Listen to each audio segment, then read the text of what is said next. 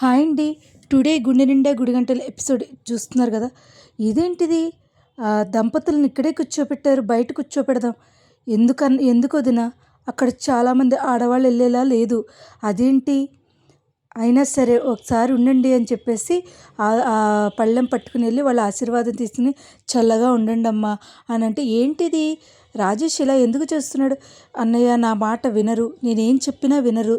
తను చూస్తున్నావు కదా వదిన, పోనీలే అమ్మ వదిలే అని అనేసి అప్పుడు వాళ్ళ నాన్న, రాజేష్ వాళ్ళ నాన్న అంటాడు, అమ్మ కొంచెం మాకు అన్నం పెడతారా?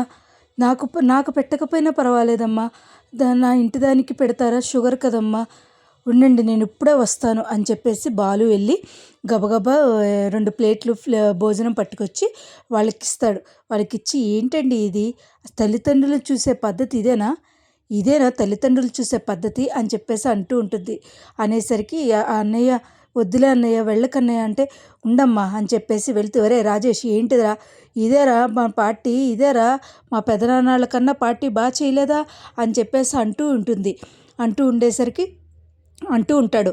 ఇలా ఏంట్రా ఇది రాజేష్, ఏంటిది అంటే, పార్టీరా ఒరే, ఏంట్రా మందు చాలా తక్కువ ఉంది, ఇంకొక తెప్పించరా, ఏంట్రా నల్లిబొక్క పడలేదు, ఏంటి తలకాయ కూర లేదంట, ఏంట్రా మీ వాళ్ళు అందరూ వేసేసుకున్నారంట, ఏంట్రా ఏం వాగుతున్నావురా, మేమెక్కడ వేసుకున్నారా, చిచ్చి ఇదొక కూర, ఒరే అన్నీ బొయ్యికిలే వస్తున్నాయి, అసలు మటన్ ఎదురా ఇందులో, ఏమనుకుంటున్నారా, మీ పెదనాన్న వాళ్ళు ఎంత బాగా చేశారో తెలుసా రాజేష్, 10 లక్షలు ఖర్చు పెట్టి చేశారు, నువ్వు చేయడం ఇదేనా పద్ధతి, నేను పెడతాను రండి అని చెప్పేసి అనేసరికి బాలు వెళ్ళేసరికి, ఒరే నువ్వు పెట్టేదేంట్రా, ఎవడ్రా నువ్వు అని చెప్పేసి దెబ్బలాడుకుంటూ ఉంటే బాలుని గబగబా వెళ్ళి మీనా తీసుకుని వచ్చేస్తుంది.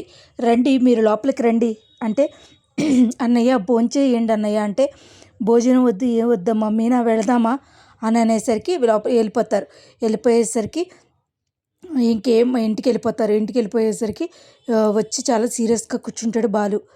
వాళ్ళ నాన్న వచ్చి అడుగుతారు, వరే ఏంట్రా ఫంక్షన్ ఎలా జరిగింది అంటే, మావయ్య ఫంక్షను ఏరులై పారింది మావయ్య, ఏరులై పారడం ఏంటమ్మా, డబ్బు అలా ఖర్చు పెట్టారు మావయ్య, అంత బాగా చేశారో తెలుసా అని అనేసరికి ఏమీ మాట్లాడకుండా బాలు అలా బిక్క చచ్చిపోయినట్టు చూస్తూ ఉంటాడు. ఏరా నువ్వేం మాట్లాడవు అంటే, బాగానే చేశారు నాన్న అని చెప్పేసి అంటూ ఉంటాడు. ఏదేమైనా సరే ఏంటిది, ఇలా సర్లే అయితే నేను బయటకు వెళ్తాను అని చెప్పేసి వెళ్ళిపోతాడు వాళ్ళ నాన్న. సరే మావయ్య గారు అంటూ ఉంటుంది.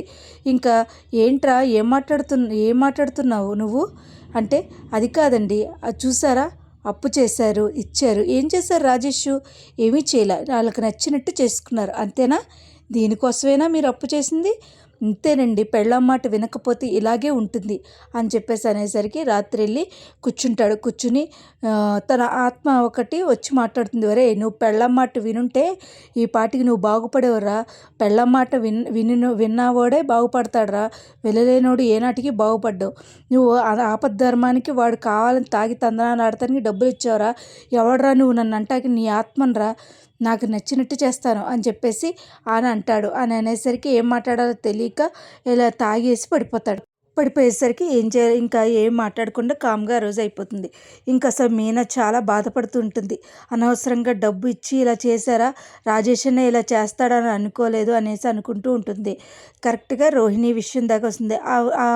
ఎవరైతే బాడీ గార్డ్ పెట్టుకున్నాడో అతను ఒక్కరోజుకే 30 గుడ్లు తింటున్నాడు.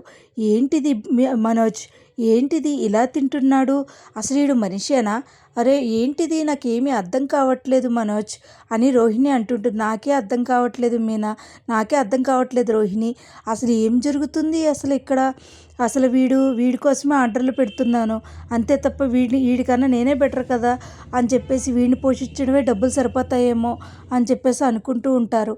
ఈ లోపల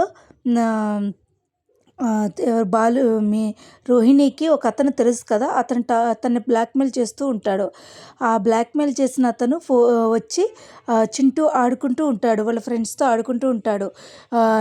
ఏంటి అంకుల్, ఏంటి నా బాల్ నాకు నేను ఇస్తాను కానీ నాతో సెల్ఫీ దిగుతావా, ఏ అంకుల్ నువ్వు చాలా బాగా క్రికెట్ ఆడుతున్నావు కదా, నువ్వు పెద్ద క్రికెట్ అవుతావు, అందుకని ఇప్పుడే ఫోటో దిగుతున్నానంటే, సరే అంకుల్ అని చెప్పేసి పాప చిన్నపిల్లోడిని అమాయకుడిని చేసేసి ఫోటో ఫోటో దిగిన తర్వాత ఆ ఫోటో రోహిణికి పంపిస్తారు.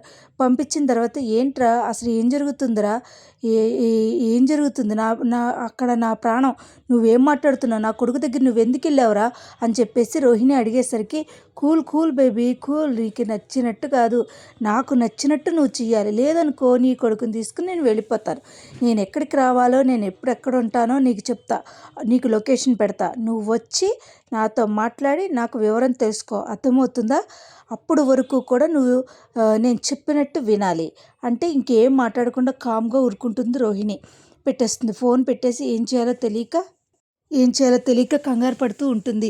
అసలు చింటూని ఎత్తుకెళ్ళిపోతాడా లేకపోతే ఏం జరుగుతుంది అనేది మనం కమింగ్ ఎపిసోడ్లో చూడాలండి. కానీ గుండె నిండా గుడి గంటలు ఇది వరకు ఉన్నంత ఎపిసోడ్ అయితే రావట్లేదండి. ఇప్పుడు ఏదో నార్మల్గా సాదాసీదాగా జరుగుతుంది. ఇవాళ ఎపిసోడ్ అయితే ఇదేనండి. నా వీడియోస్ కనుక మీకు నచ్చినట్లయితే లైక్ చేసి, షేర్ చేసి, సబ్స్క్రైబ్ చేయండి. Thank you so much. నేను ఇవాళ ఎపిసోడ్ అయితే ఇదేనండి. ఇంకా ముందు ముందు ఎపిసోడ్లో ఏం జరుగుద్దో చూద్దాం. Thank you so much.